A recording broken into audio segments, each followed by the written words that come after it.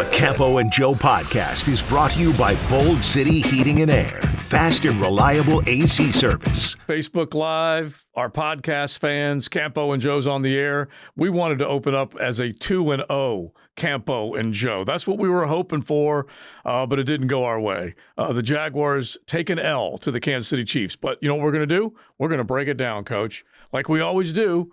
Noon to 3 weekdays on XL Primetime. You can catch me, and then twice a week with Coach hanging out with us. But the next half hour, I don't know if we're going to make excuses or explain away a loss. Just kind of set up the frustration that came out of this game, Coach. We're going to go through the game and look ahead, but just kind of set up the frustration. Well, the frustrating thing, Joe, is that was a very gettable game, and we blew an opportunity to set ourselves up going forward with especially with confidence. We struggled in areas that we shouldn't struggle in, and that's something that we've got to get cleaned up because we obviously have a pretty good football team, but it didn't show in that ball game. Yeah. And some of it was their defense. You have to give Spagnuolo credit because he did some really good things, but a lot of it was our own shooting ourselves in the foot.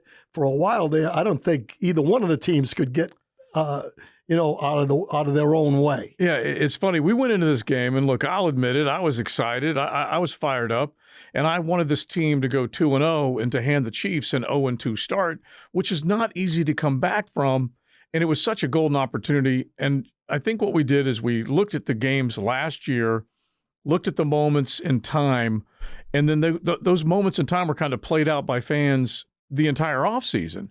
And so then you say, okay, this ain't an Arrowhead. This is going to be at the bank. And when they came in, this was a loud crowd. Duval did its job. There might have been too many Chiefs fans there for our liking, but Duval did its job. You guys were loud as hell. And you did enough to harass Pat Mahomes with a good defensive game plan. Right. He was frustrated, Coach, and they didn't make enough plays on that side of the ball. But let's at least talk about the fact that this was more of a defensive struggle, which totally surprised me. It really did. Yeah.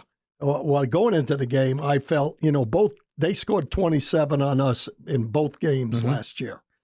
So I looked at it and I said to myself, okay, they're going to score one less touchdown. So I'm putting them at 20. And I said, we're going to score one more touchdown, and both our games were 17. Yeah. So one was 20. Right. And I said the final score is going to be 24-20, us. Yeah. And our offense did not come through with that. Yeah. Now the defense was pretty darn close. I mean, they played a pretty good ball game. There's a lot of things that frustrate me, but overall, you don't hold a team of that magnitude. Right. To 19 points very often. I think a couple things need to be said, and they are kind of obvious, but we just have to state it. Kansas City doesn't lose to a lot of people, all right? They are the defending Super Bowl champions. They are good. That is a Super Bowl winning coach, a Super Bowl MVP. They just got Chris Jones back, and I said a ton on the air. I did not want to see number 95 on the football field. And Travis Kelce, if he's not 100%, you can at least maybe contain or corral him a little bit. Both of those guys made their share of plays. That is a good football team.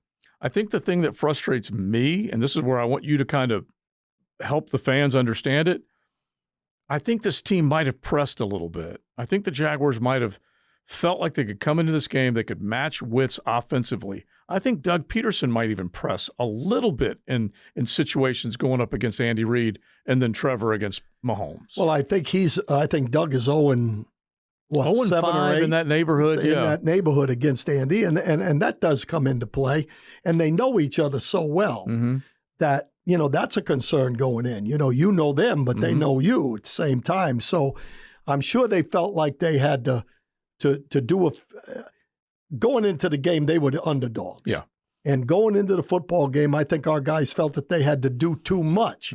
And that's one of the things that Doug said right after the ball game. He said, one of the things we got to look at, when you don't execute, which they did not execute in a lot of situations, you have to look at yourself and say, are we doing too much as a coaching staff? Are we trying to, out-scheme people instead of letting our guys just play football? Right. And that's one of the things they look at when they watch the tape on Monday and today. I mean, that's something that is very real. I'll read a little bit of the quote from Doug Peterson. This is not right after the game. This was the Monday presser.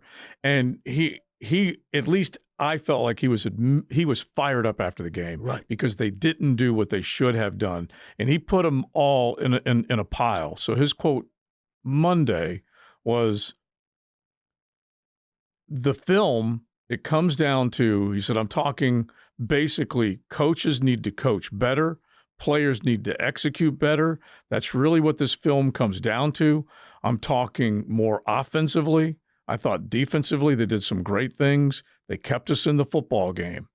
And then he goes on to say, we don't convert the 4th and 5. They score. And he basically starts to lay it out.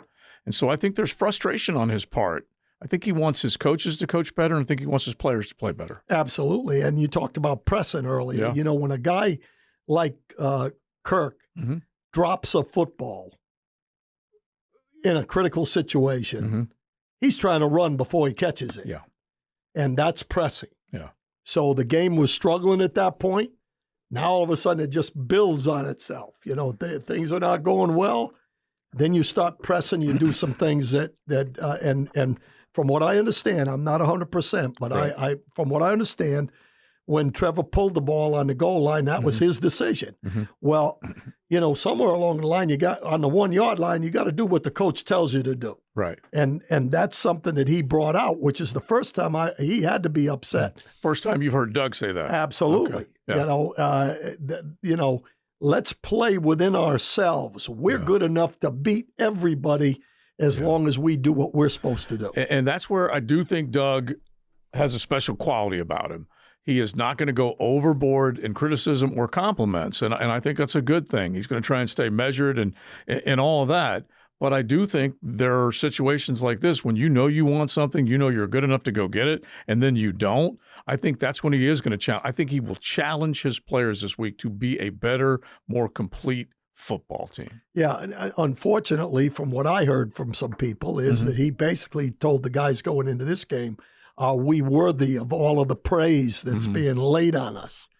Well, that's kind of the same thing. He's got to me, it's more about do your job, right, and execute. Mm-hmm. And when you have the opportunity to make a play, make the play. That's how champions are made. Absolutely. And there was a number of situations where that came into play. Mm-hmm. One of them was Cisco had a pick six, drops the ball. Right. And look, it would have been an athletic play. Absolutely. But Tyson Campbell just made an athletic play the week before, very close to that. Absolutely. Went up and grabbed it. And that's where I think there might have been a little bit of a pressing situation. And, to me, this team is good enough to beat every team that they play this year. Yeah.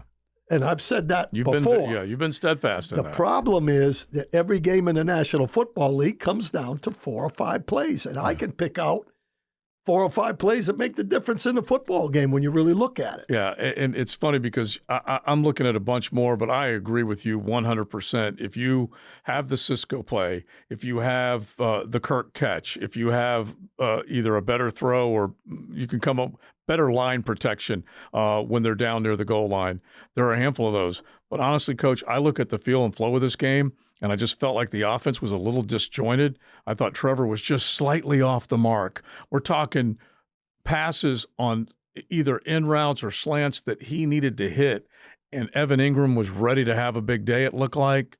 Calvin Ridley had a couple of key catches early, but then also was not able to pull in a couple of other key ones late. At the core, not running the football, and the offensive line not being able to protect. Yeah, and I think that's the biggest thing. I think really when you look at it, and that's a little bit in the philosophy now because, Andy Reid and Doug's offenses are very similar. Right. And Andy only ran the ball 4 times in the first half. Yeah. 4 out of 22, 4 runs and 22 passes. Right. So neither like to run. No. Okay. Yeah. And in the second half, if you really look at it, they came out running, but we also did. There was a drive where we drove down, and of course we didn't score in the red zone, or it might have been the one we kicked the field goal, but they ran the ball 4 or 5 times. You have to run we need balance.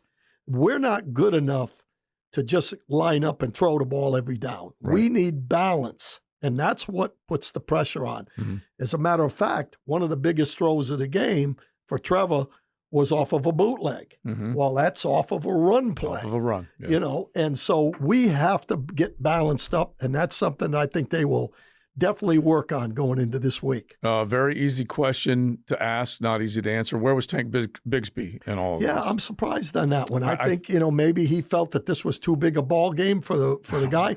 Yet we had a right tackle that they didn't help at all, and he had a rough day against 95. Yeah, it's funny because you drafted a guy to come in and be a little more size guy inside versus Travis Etienne, that he was going to be able to run between the tackles, and they didn't have him in this ball game, which was really it was a mystery to me. The Anton Harrison, the other rookie you're talking about, I said during the game, Chris Jones was giving him an NFL baptism.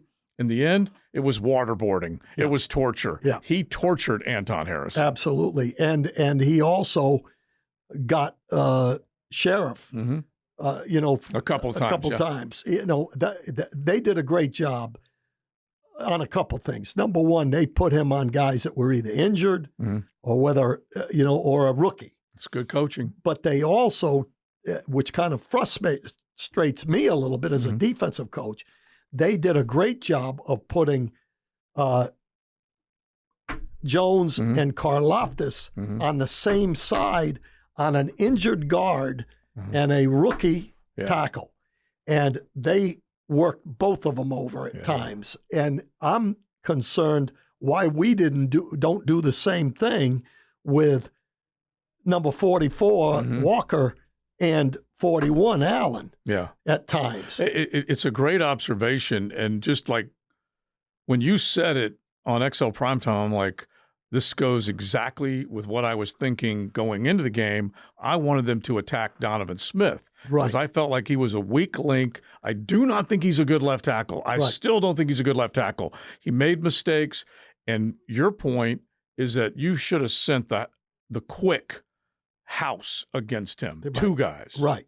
And because that allows you to run stunts and things to put the pressure on those guys. And to give you an example, one of the plays that they ran was a TE, which is the inside guy going vertical real quick and really aiming right at the offensive tackle to pick him, and the end coming underneath. Well, they passed it off very well, but the guy coming on the tee was Chason, and Chason, the tackle just ragdolled him. Right. If it had been Walker doing that, he'd have knocked him back and come off and would have gotten a sack. So those are the kind of things that frustrate me a little bit from a coaching standpoint. Yeah, both of them going after Donovan Smith, both of them going after Juwan Taylor. Right. This was a football game where Jacksonville won the turnover battle, and look at all the penalties. What was it, a dozen penalties that were called against Kansas City?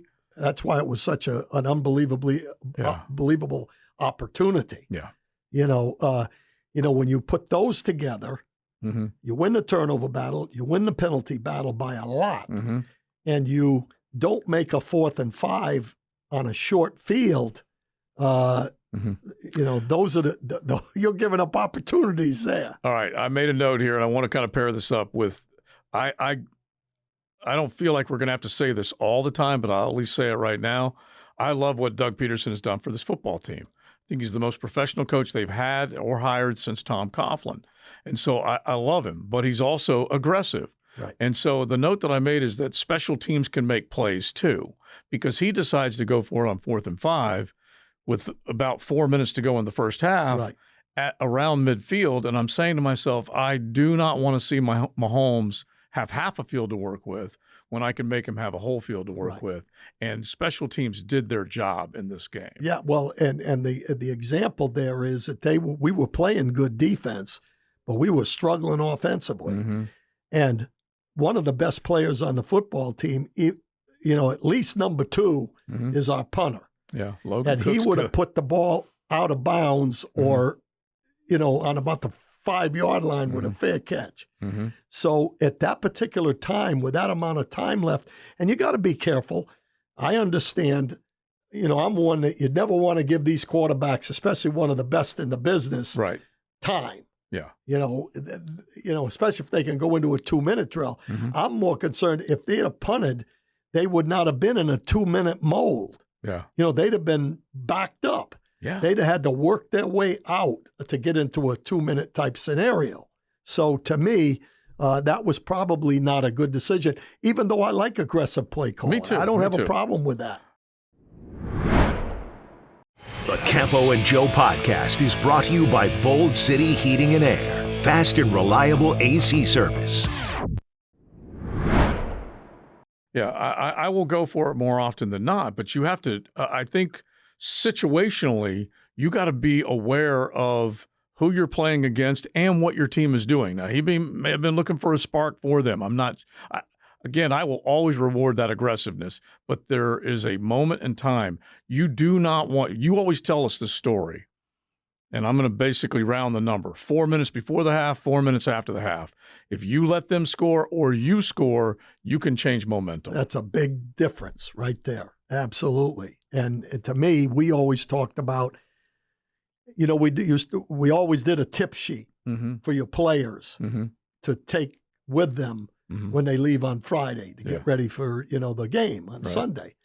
And on the top of my tip sheet, every single week as a DB coach was don't allow them to score 2 minutes before the half or 2 minutes in the game, left in the game. Yeah. Those two things have got to be number one in your mind, right? Because those are difference makers for sure. And they scored right before the half with a touchdown and a penalty called on Tyson Campbell. And then Jacksonville on the quick is able to come back, make it a 1-point game. So I was feeling pretty good about it. Absolutely. You know what I did then, Coach? Yep. I went to the taco bar, and then I watched Travis Kelce and Isaiah, I call him Paco Pacheco, go right down the field and score in the beginning of the second half. So what did they do? Right. They put 7 going into the half. They put 7 coming out of the half. That's it. And that's the difference in the ball game, really. Yeah. It drove me crazy. All right, so listen to this. Pat Mahomes passed for 305 yards, couple touchdowns. Keep in mind, this was in a game that this defense held that team to 17 points. They could have scored at the end. Don't forget that, people. They were right there at the doorstep when they let the clock run out. They could have made it into the end zone easily. Anyway, Mahomes, 305 yards, 2 touchdowns. Travis Kelce, 4 grabs and a touchdown. That was it, but it was enough. Mahomes, 7 seasons, 42 career games with at least 300 passing yards. 300. Yeah. 42 games. It's crazy good. And so this defense did a heck of a job, but the offense wants to be like what we're talking about. Absolutely. Right, that's something that they have to clean up. And you can't go in 2 ball games 6 for 24 on third down and win a game either. I mean, all you have to do is go at least 60%. Right. In those situations, 50 or even 35 or 40%. Right. To even out and they're the bad parts of the game. They're rock bottom, right? Yeah. Yeah, they're last in the league. Right so now. This is one of the big surprises coming out of these first 2 games. I wasn't crazy about the way things went against Indy, but I reminded myself at the end, 10-point win on the road against a division rival. I get all that. So I was saying, okay, all right, 31-21 winners, that's good. Score in the 30s, kind of like how you're describing, that's good. Yep. But I felt a little uneasy about the way the offense looked. Yep. And then you go into this game and things just aren't clicking. So what can you do to fix the third down problems? Well, number one, again, they maybe be doing too many things. Maybe they have to simplify things a little bit and make sure that, you got a quarterback that's going into his 3rd year. You think you can do a few more things. Maybe they need to calm that down a little bit. Right. But to me, the biggest thing is balance. I don't know what they're doing. In the first game, they had a lot of 3rd and manageables. Right. They didn't have as many 3rd and manageables in this game. No. There were a lot of 3rd and 10s, 3rd and 9s, 3rd and 7s. But in the first game, they did have manageable downs. So, I think they have to just gear back and look at what they do best and do it. I'm trying to figure out how to get this out of a football team when I know that they have the players that are capable. I'm looking at Kadarius Toney, who had a lousy first game. Right. A lot of drops, 4 or 5 drops. Then he comes back in this game, and he makes a couple of huge plays, moving the chains, dragging defenders. Kadarius Toney ain't the biggest cat, right, and he's dragging defenders to get the first down. And so you're talking about a football team that when they need it, they manufacture it. The other thing is there were a couple times Pat Mahomes is standing in the backfield in the pocket, and he just takes off and runs for 11 yards. Yeah. He's one of the hardest quarterbacks to get down on the ground. It doesn't seem so, but it is. Well, that's interesting because I'm going to tell you this. I was shocked. I saw a thing on one of the sports shows that after 2 games, we're third in the league defensively pressures on the quarterback. They pressured him, but then whenever he decides to take off, they didn't have an answer for it. Right, but that happens. Yeah. I'm not as concerned with that. It drives you nuts. Right. But I'm more concerned with a guy like Richardson running than I am Mahomes, because Mahomes is always looking to try to throw it even when he's on the move. He's unreal. But my point is, this defense, if you're pressuring the quarterback that much, they're not going to score a lot of points on you. Yeah, it's like when we opened up the show, Duval did his job. The noise was a factor. Right. And they even rattled Mahomes to the point where he threw a pass to his tackle. They threw it to Donovan Smith. Exactly. And Donovan Smith just stood there like Tank Bigsby and didn't move. And they should have popped the ball out of his hands. They didn't. But they did frustrate him, particularly for about, a good 35 minutes of this ball game. And then when he needed to make a play, he made plays. And what did we say the Achilles heel of this team was going to be? Pass rush? Yeah. Well, it hasn't shown in the first 2 games, in my opinion. I think our Achilles heel right now is our offensive line protection. And that's something that we got to get cleaned up. All right, I might go both of them because Trayvon and Josh Allen, they only combined for roughly 4 or 5 plays. I think each had a tackle for loss, 1 assist, 1 tackle for Trayvon, maybe 3 assists and 1 tackle for loss for Josh Allen. I'm pretty sure I have that right. Bottom line is those 2 guys are there to make money by making plays. Yep. And then you go to the other side, Chris Jones is a feared human being. He is a savage. Yep. And he gets off the bus, signs a contract, and goes to work. Right. I think some of that, Joe, is the pressure inside. You got to get some pressure in. When we lost Devon Hamilton, that was a big deal. Yeah, bigger than I thought. Because he's the best pass rusher of the group inside. And you need some of the push inside for the outside guys to be able to, if you notice a couple of those plays, the outside rushers for Kansas City, whether it was Karlaftis or whether it was Jones, they will buy the quarterback. But we couldn't step up, and they kept coming and made the sack. So, if you get pressure inside, that limits what the quarterback can do with moving around in the pocket. Yeah. And so we need a little bit more pressure inside, my opinion. All right, so last one, and then we'll just sneak a look at the Houston Texans because this game, even though it's in the division, doesn't feel nearly as big as the one that they just dropped. Right. But I mentioned Doug Peterson and what he might do to coach this team out of this. Right. What does he do with the play calling and Press Taylor? Could that become a delicate subject, or do you think he'll manage that okay? No, I think he'll manage that. I mean, he's not going to throw him under the bus, I can guarantee you. Right. And so they may be it may force him to be a little bit more together, but I don't think that that's going to be an issue. I think it's just they think alike. They've got a lot of positive things. The problem is that once it got out to the public, it becomes an issue. Right. If it hadn't been out there, there would have been no issue. So I'm not sure why they let it get out. But I do feel like when you're just looking at it, you're just trying to figure out where the areas are. Press, you like, I like, Trev likes, and Doug likes. I'm just trying to figure out where the areas are where it's just a little either clunky because you can't get away from what we talked about, their last and third down conversion. Yep. And that is, you would at least assume it's a player problem or a play caller problem. Right. And I think we have to clean some things up on both ends of that. Right. Okay. All right. So Houston. Yes. They're a big favorite, Coach. Yep. C.J. Stroud has thrown for a bunch of yards. Yep. They're going to have to try and button him up. But that offensive line, as many problems as this offensive line had against Kansas City, that offensive line should have against the Jaguars front. Right. I do think that's a weak offensive line. Well, I think it's going to be the thing that gives me a lot of confidence is that their defense is not very good. Okay. They're giving up a bunch of points. On third down, they're 52% against. Okay. Now, offensively, they've done a pretty good job. 40, Stroud is actually playing pretty good. He put it in the air 47 times against Indy. They're not running the ball. That's an issue. He threw for 384 yards and a couple of touchdowns. And they're only 2.6 rushing the football.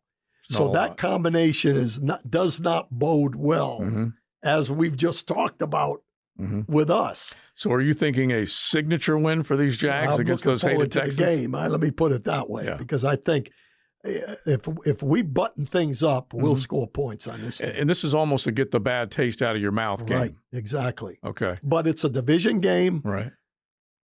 They're all tough. Right. Believe me. I don't, what is the spread, by the way? I want to say it's around 10 and a half points. Yeah, that's a lot of points in an NFL game. Yeah, you and I talked about it. It's never easy.